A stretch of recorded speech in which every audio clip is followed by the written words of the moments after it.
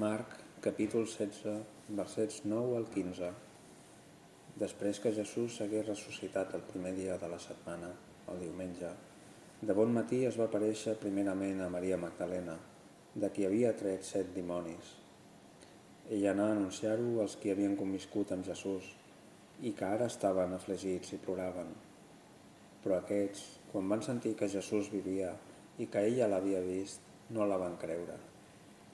Després d'això, es va manifestar amb un aspecte diferent a 2 d'ells que feien camí vora ciutat. Aquests llavors se'n tornaren a anunciar-ho als altres, però tampoc no els van creure. Finalment, mentre eren a taula, Jesús es va aparèixer als 11 i els reprotxà la seva manca de fe i la seva duresa de cor, ja que no havien cregut els qui l'havien vist ressuscitat. Els digué: aneu per tot el món i anuncieu la bona nova de l'Evangeli a tota la creació.